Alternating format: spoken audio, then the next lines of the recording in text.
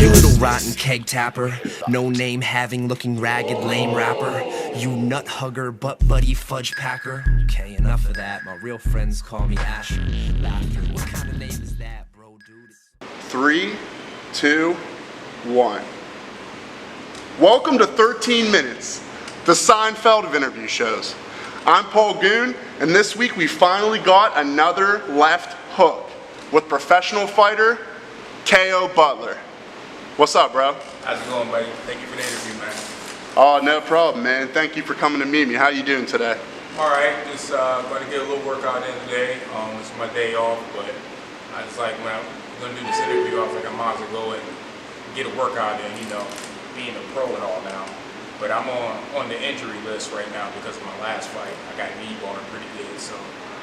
How's it feeling? You all right? You feeling all right, though? Yeah, it's slowly getting back. I just now can bend it back all the way. Just okay. It took a couple weeks, but it's when you're dangerous, we are, man. Anything can happen when you get caught. You just gotta be ready. You know what I mean? And things happen. So it's a learning lesson. I'm learning. I'm always learning. This is a sport I'm not even involved in, and I keep learning about it. It's crazy, you know. So you say, you know, now that you're a pro, what's it like from being an amateur compared to a pro? You know, what are some of maybe like the differences? What do you like about being a pro versus amateur? Well, I love all aspects of the game, but being that I have a history of striking, you get to do elbows. I love throwing elbows. You get to do knees and kicks to the head. In Ohio amateur, that's not legal. So you get to do a little bit more. You get a check at the end of the day, you know, which is pretty cool. You know what I mean? You just got to rack up some wins to build that money up. You know what I mean? It makes you work harder. Yeah, I figured, you know, I went 5-5 as an amateur, and I just figured, man, if I'm gonna keep doing this, man, I might as well get paid for it. You know what I mean? I already showed that I'm passionate about it. I've done it for free. You know what I mean? And I enjoy it. It saved my life. You know what I mean? So I just want to take it to the next level and see what I can do. Yeah, hell yeah, man. I'm glad you are. It's pretty entertaining. I was watching your fights while I was writing this interview. Yeah. So, you know, I kind of seen how KO gets down. Where are you from, KO? Tell people where you're from. I was born and raised in Hall of Fame City, Canton, Ohio. Okay. I went to Glen Oak High School and graduated from there. When I graduated Glen Oak, I came up here to Akron, and I've been here ever since. People ask me my hometown, I tell them Canton, but Akron is home too. You know what I mean? Canton and Akron is my home. So this is where I got serious with MMA at, is in Akron. And yeah, man, it's pretty much, I love where I'm from, in Canton, but I feel like there's nothing there, you know what I mean? Not too much going on there. So I just moved a little bit away and, you know, try to find something different, and I fell in love with MMA here, you know. It's all the 330, right? Yeah, yeah. Yeah. Still the same area code. How long have you been involved in combat sports, man? I started when I got out of high school. I'm 33 now. I got out of high school right around when I was like 19. I started training, and I was doing boxing, and then MMA guys was coming to the boxing gym, and it was senseis from that do Japanese jiu-jitsu and Brazilian jiu-jitsu and Aikido. He was like, you ever thought about doing MMA? I was like, no, but I was like, I'll do it. I was like, I'm here as it is. I was like, I just like fighting, you know what I mean? Because I always had a bunch of street fights. I used to run gangs when I was younger down in Canton, and I was just a knucklehead. And my uncle, when I graduated, he said, you know, if you wanna fight, get paid for it, so you don't get caught up in it. You know what I mean? That's what he told me. He took me to a boxing gym. Shout out to CJ Moore, my uncle, got me started. But I'm like, all right, and then a bunch of MMA guys are coming over. They were from Unique Fitness, and I was like, no, I'll try it out though. I went there and I fell in love, man. I like it way more than boxing. I love boxing, but I love MMA more because I feel like you have all these combat styles that you train, and it intrigues me that you learn something different all the time. It's not the same thing, and with all these different styles, it's like. All it takes is one shot or anything. Anybody can get caught anything, no matter how highly skilled you are.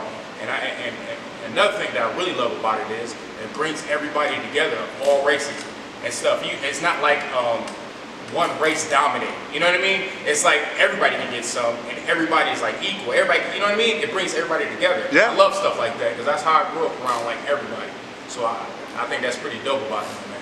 Yeah, oh yeah, man. I mean, hey, if it wasn't for fighting, we wouldn't be here right now. Exactly. You know what I mean? Exactly. I wouldn't have met K.O. Butler. Right. And where are we at, K.O. Butler? Where's this gym that we're in, bro? This is Apex Fight Systems where we train at. It's 21 North Arlington. It's connected to the Family Dollar. It's pretty dope, man. We've only been open for a couple of years. A lot of it is Unique Fitness at Rock Hard, where I started at. It's a lot of people from there. So it's basically we all reassembled like here now. And owner and the coach is Brian Clark. He's one of the old Unique guys too. And I'm just glad we stayed in contact, man, to bring everybody back. Because I love my day ones, you know what I mean? Like I came in the game with, you know. Hey, So, you can't get new day ones. Right, You know, exactly. so no, I That's understand. important, yeah. What weight class do you fight at? I'm at 85. 85? When I was an amateur, amateur you play with all that weight cuts and see what weight you're good at and all that. So amateur, I was fighting at 70 for a little bit, but even doing it, even when I was winning and losing, I'm just like, damn, dude, I just feel like I feel weak, man, because it's so much weight. Because I walk well over 200. Like I walk around at like 215, man. But in fight camp, I try to stay at like 195, 200. Okay, yeah. But I was like, man, that's a hell of a cut, though, man. Because I'm just not a big fan of cutting weight, man. So No, listen, hey, bro. I mean, the people. I'm not on the camera, but you guys know what I look like. I'm not trying to cut no weight, so you know, it's not for me. You know, people got on me for years. They're like, just go up a weight class, man. I was talking to Brian about it, and he was like, well, we can do that. I was like, because I'm like, man, if I can lose going out with my strength, you know what I mean? But if I'm weak and I lose, I'm gonna be like, you know, it took a lot out of me. So I went up to 85. I tried it as an amateur, and I felt great. Yeah. And I feel like I compete better. I feel stronger. You know what I mean? Yeah, I would hope so. You know, you have to find. That's something I've noticed more important than almost anything, because these guys, they can be so good. Right. They get talked into by a coach, another fighter, themselves, whoever tells them, you know, fight at the lowest weight class you could fight at, whatever. Like you were saying. I'm not a big weight cutter, man. I've never been a big fan of it. Even like I went out for wrestling my senior year at Glen Oak, man, just to stay in shape for football. And I was like, dude, I don't know what they talking about. I'm not cutting the weight, man. No, I seen guys cut weight like crazy. I'm like, that shit's crazy, yeah, and it's starting at a young age, yeah. Right. No, fuck that, man. What's your fight record right now?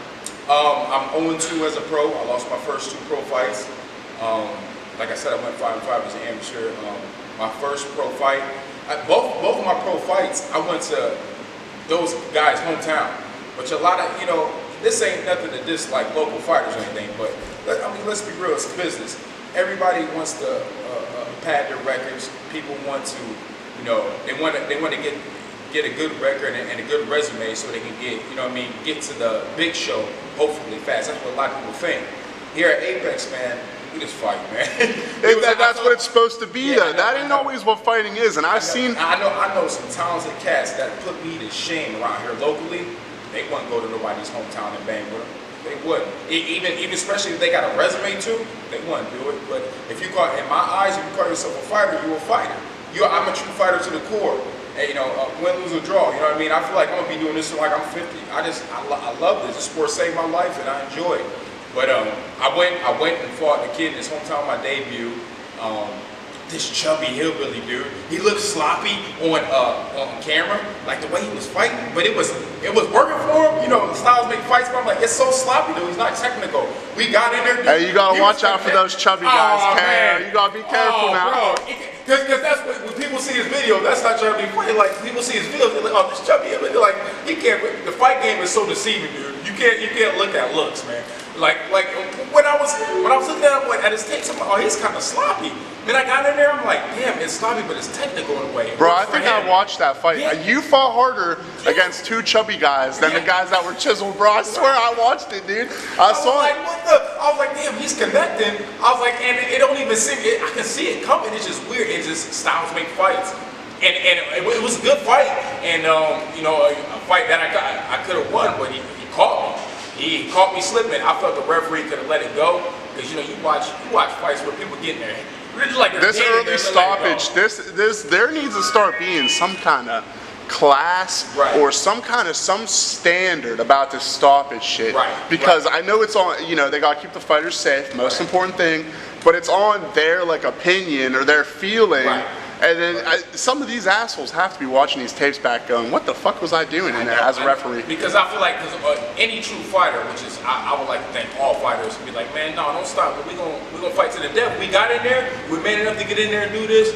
Let us go. I seen you when you get stopped. I saw it, a couple of them. You got up, yeah. Why are you stopping? No, I see, and that's why you're on the show, man. That's why I bring you on. I'm not just on like, oh, let me go find some fighters. I'm not just out here to find any fighters. I'm on here to find real fighters. I'm on, you know, you deserve. I appreciate that. I don't want to say the world, maybe one day, but at least some people in Ohio and Pennsylvania, they know who the fuck you are. You know what I mean? And of course. And like he caught me, but I'm like, damn, man. I was like, man, you can let it go. And even my opponent was like, you could have let that go. But shout out to Jacob Wolf, man. That's my dude too. Like all my opponents that I face, cool with them all. I met some of the coolest and realest cats in MMA. And shout out to Jacob Wolf. Drink a beer with them after? Yeah, all that stuff, man. They cool as heck, man. Some of the coolest cats I met was my opponents. You know what I mean? So, and then my second one, man, I went to a guy's hometown, Alabama. He was a black belt in Brazil. What was that like in Alabama? It was beautiful. Alabama was dope. Was that your first time that you went there? Yeah, first time I went there. Shout out to Sam, man, the promoter. He's dope, man. We went. He put the whole show together and brought us back to his crib and got drunk. Oh, hell yeah. Down South love, man. Like, hey, do you fight orthodox or southpaw, bro? You like to switch it up? How do you do that, man? For years it's been orthodox, but as time went on, I've learned to do both. I'm not the best at it, but you know I'm comfortable doing both because you got to. You gotta be comfortable fighting anywhere. MMA, no matter how you see an MMA fighter fight, trust me, they're training every aspect of the game. You got to. Because you know what I mean? Because the fight can go anywhere in this sport. So I train every aspect, but and I try to switch it up. Like when I want to throw my opponent off, I'll switch from you know, southpaw. You know what I mean? Just to throw them off, and then go back to orthodox. And try to mix it up like things like that. It's MMA. You know, you want to mix. Do you ever knock somebody out with the left? Yeah, absolutely. All my knockouts in the amateur, man. I'm 0-2 as a pro. I need to get something at the pro level, but I know.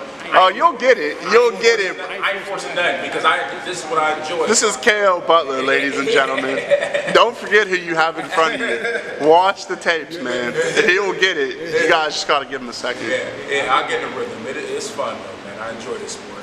Do you remember? And I know you were saying that you did boxing at first. So just in general, do you remember your first fight? My first fight, it was, I think I had an MMA fight before I had a boxing match. Oh, okay. Yeah, I think I had an MMA fight before I had a boxing match. But my first contact style, competition was, I think it was judo. And judo. It was judo. It was a judo competition and Brazilian Jiu-Jitsu. Oh, okay. Yeah, and how'd that go? Do you remember? Yeah, how was it? I came first place in judo, and my first time doing it.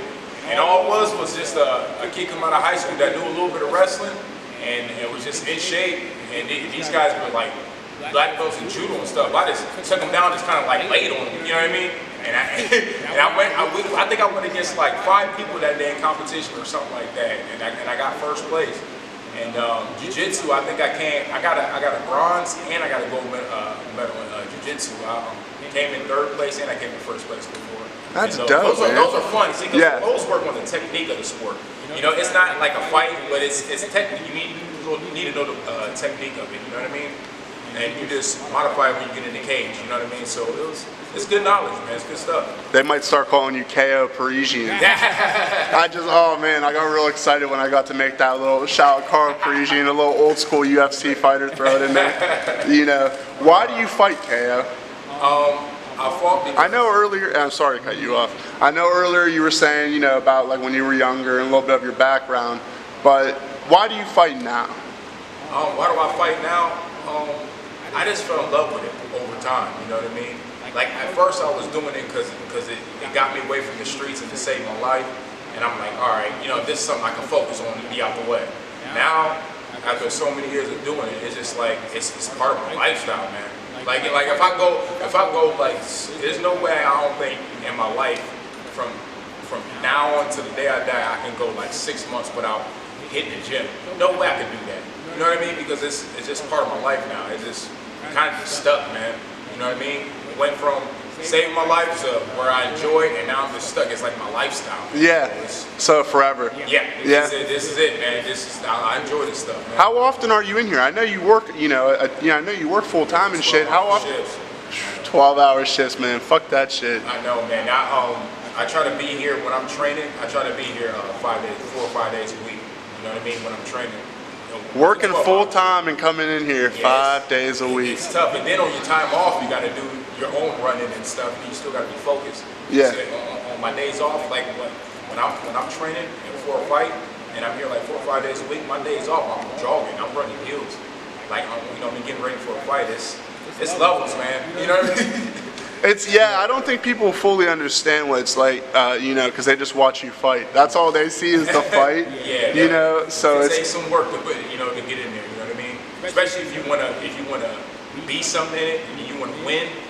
You ain't gonna get it from sitting on the couch, brother. No, absolutely not. It's the amount of work that these fighters have to put in. I will never know. People will never know. Unless you really do it. How does it feel get hit in the face, KO? How does that make you feel, bro? Really, man, I don't. When I fight, I really don't feel it, man. You know what I mean? Even if I get caught, I'm just like, you kind of in the zone, and you just kind of reacting. Like after a while doing it, you start to get experience. You just kind of reacting. You know what I mean? Reflexes and everything. You kind of in the zone. You kind of don't think about that stuff. You know what I mean? About getting hit and all that.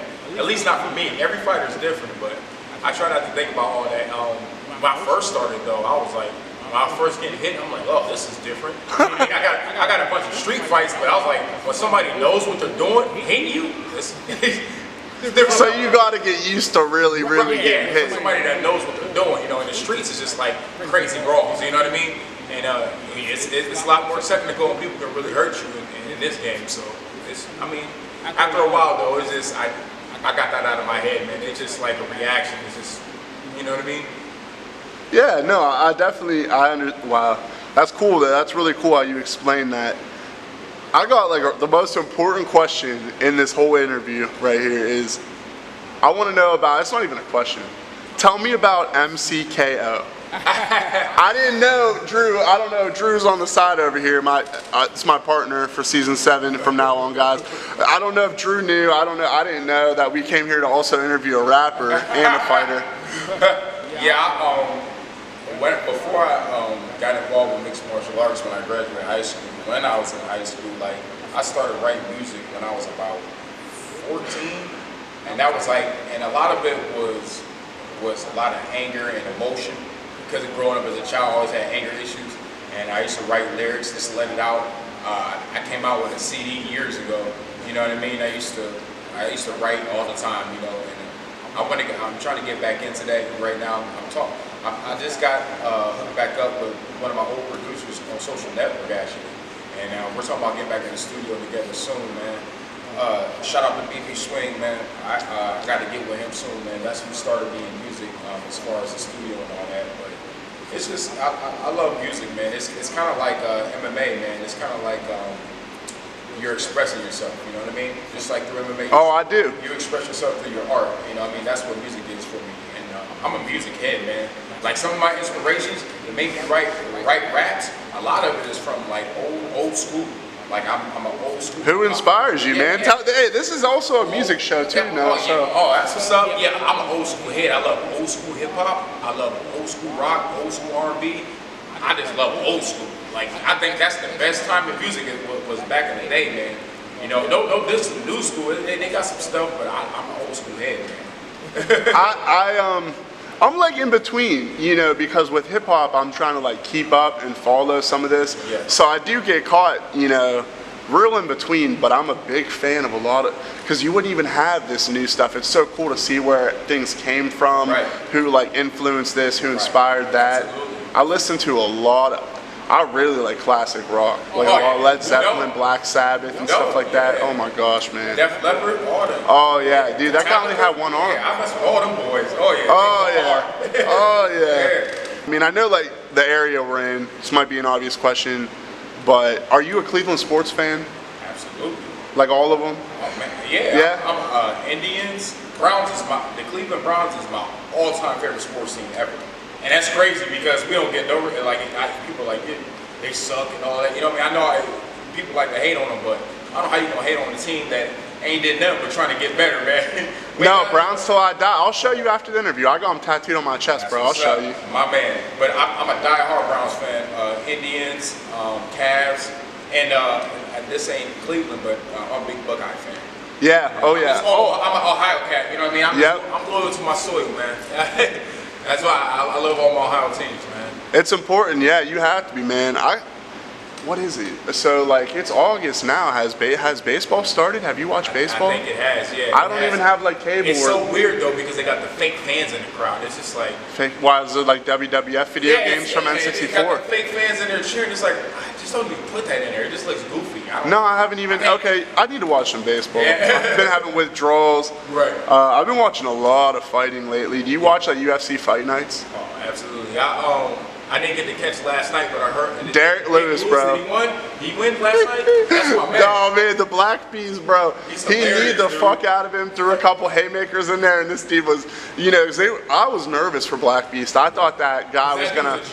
Yeah, I thought that guy was gonna pull him down, but I think he wanted to like fight, which was stupid. And Derek Lewis beat the fuck out of him. Derek Lewis drops bombs. And why would you want to stick to your game? You know what I mean? It was good. It was a good night of fights. Pretty much every fight last night was like exciting. Derek Lewis, I like him. He's hilarious, man. Yeah. Oh, dude, you know what he said? He goes, "Hey, can I take a shit now or what?" Isn't he great? Like who says that? Speaking of who says things like that, that brings me to the most exciting part of this interview. I invented a segment called "Shit KO Says." KO. The reason, not the whole reason, part of the reason you're on this show is because you say whatever the fuck you want on Facebook, which is great. I really admire that. I'm not even allowed to say that shit because then I just get bad reviews on my business page. Right. But so don't start one of those.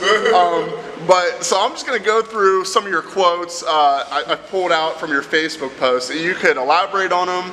You don't have to. You don't have to say nothing. But I'm just gonna give you guys some KO quotes, and maybe we can get KO to tell us how he feels a little bit more about based on the things I tell him.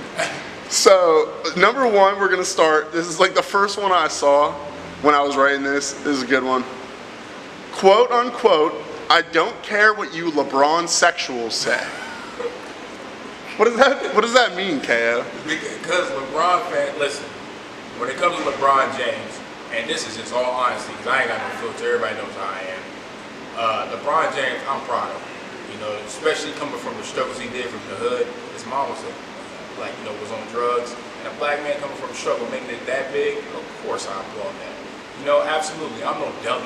You know what I mean? But at the same time, man, I'm still loyal to my soil. I'm a Cavs fan. I'm not a Lakers fan. You know what I mean? So, I'm a fan of LeBron when he's playing for us. Right? He's not playing for us. We gotta play against him. So no, you know what I mean? I'm just loyal to where I'm from. There's no diss to him. God bless him and his family, but when I say LeBron sexuals, I say that for his fans because they always, every time I say something, they always come to his defense like crying about the slightest thing to me. I'd be like, dude, it wasn't even that bad, man. Like, really? So I just came up like, for you LeBron sexuals, because I already know they're gonna come. You know what I'm saying? I'm just like, whatever. I just go along with it. But yeah, I don't hate the guy or nothing. I'm proud of him. It's just that I'm just a Cavs fan. You know what I mean? I'm loyal to where I'm from, that's all. Yeah, no, hell yeah. I'm on the same page as you. I make a joke that I'm a Lakers fan now, but it's just a joke though, because fuck the Lakers because they're not from Ohio. Right. But, I don't know. I mean, I do understand. I'm not even going to talk about LeBron James, but I understand why he did what he did. Right. Let's get on to the next quote. I don't care about him. He's rich. This is one of my secret favorites. That I shouldn't say is one of my favorites, but quote unquote. "It should be a law that all women should have a cookbook at a young age until the day she leaves this earth." Facts. Man, I don't care what guy you are. Any man, well, at least men that love women, I don't see nobody disagree with me. No man on earth that love women, man. Come on, dude. Is that wrong? No, listen, I don't think none of it, I didn't put it on my list because it's wrong. Oh my God, that's facts. I just like, because you say how you feel, you say what you want to say. You know, I want to give people an idea of who KO is, so we got to pull up the good quotes. This era, man, it's like it's not too many that cook or just don't even want to. Oh, too many thoughties. Yeah, I know, man. So I'm just like, damn, dude, it would help if you had that right there beside you. You know what I'm saying? At a young age, hey, you can't go wrong. My girl can cook. On a side note, my girl can cook. That's beautiful. My girl don't do too bad. Hey, I think she's in the next room. You better be careful. Yeah, right. No, quote unquote. Y'all think it's funny to put a wig on a beached whale? It's a no for me, Chief. Do you remember saying that, and do you remember who you said it about? That's funny, man. Man, I forgot about that one. I think it might have been an artist, maybe? An artist I was talking about? Lizzo. Yeah, Lizzo. Yeah. All right, there you go. Yeah, I don't know, man. Look, listen, I love everybody. That's one thing about me, man. I love everybody the way I grew up, and, with different cultures in my family and different people. The way I grew up, I love everybody, man. But I'm still black and I'm still for it. You know what I mean? When you're like 400 pounds and you going around everywhere in a two-piece bathing suit and thinking it's like cute, like I don't like people encouraging like, oh, she's so confident. No, that's it's unhealthy. It's true. It's nobody. I don't know who wants to look at that. I'm just being real. Like I never bought a Lizzo track or anything, like none of her CDs or anything like that. I'm sure she's talented at what she got, but man, dude, I do not want to see her in a two-piece bikini, dude. That's all I'm saying. That's all I said, man. And people got butthurt about that, man. But I'm just being straight up. Everybody's butthurt about everything. Stuff. I'm like, look how confident she is. I'm like, I don't want to see that. But, nor do I, KO. God bless her, man. Wish her nothing but blessings, man. Like Tiny. God bless us, everyone. Quote unquote. Bill Gates and Oprah are billionaires for a reason. They are both devils.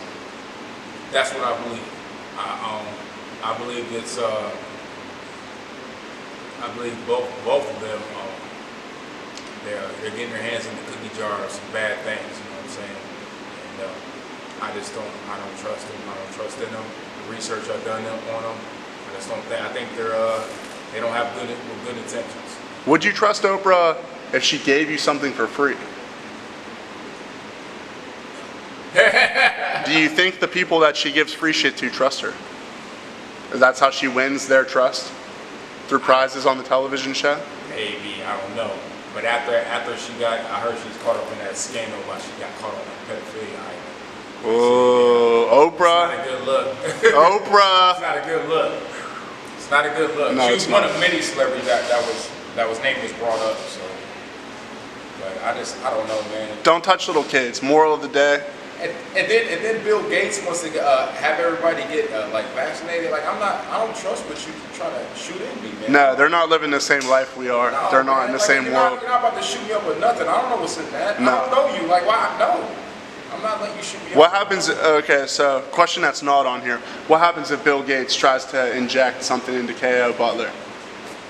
Oh, by itself, just like he's gonna put it in me? Sure, yeah. Probably gonna punch him in the shit. Bill Gates, you're gonna get fucked up, dude.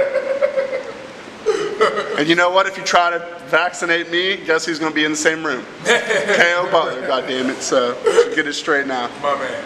Quote unquote, violence is beautiful. It is. And they made violence the way combat sports is. They turned it into an art. You know what I mean? It's like, so that's... Especially watching stuff like jiu-jitsu and stuff. Yeah, absolutely. Oh, yeah. It's beautiful. It's beautiful. I think all different type of arts is beautiful, but I think combat is beautiful art. Beautiful. Violence is beautiful, man. It's the difference between, for years, like I said, with doing all the street fights and all that, I know that's all bad stuff because you get caught up in stuff, but they got a sport where you can do it if you want to really fight. And you just learn certain techniques and different crafts. You learn something new all the time. They got a sport for it. MMA is dope, man. It's beautiful. I definitely agree, especially when you put it like that. And I think hopefully it comes with like that open-mindedness, like you were talking about. You know, it's an important way of life. I don't think a lot of people are going to catch on by the time that they pass. You know, but that open-mindedness is important to see it, especially as an art. Some people, they see it, they see violence, they block it off. You know, but it's a beautiful art, man. It's true. I got one more quote for you, and then we're going to wrap things up here, KO. This is my favorite one. That's why I saved it for last. Very short, sweet. Quote, unquote, hand jobs only. Who did I post that one? It was a hashtag at the end of one of your posts. Oh. Hand jobs only. Man, I got to think of the post, man, that went along with it. I think you were saying something about how girls bought too much toilet paper, so you know they got stinky asses. Yeah. Well, when this pandemic hit, everybody bought a bottle of toilet paper. I'm like, hold on, man. All you females got dookie butts. Man, y'all don't turn me on no more. Hand jobs only. But that's just me. Like, that's my personality, man. I always like clown a lot, man. That's just who I am, man. That is what it is. Hand jobs only. 2020, 2021. I think about that one. And that concludes the segment. Oh, Shit KO says. KO, bro, I really appreciate you coming on the show, man. I really appreciate your time. I really appreciate your talents. That's part of the reason why you're here. I'm Goon. He's KO Butler, and you just got hit with another left hook.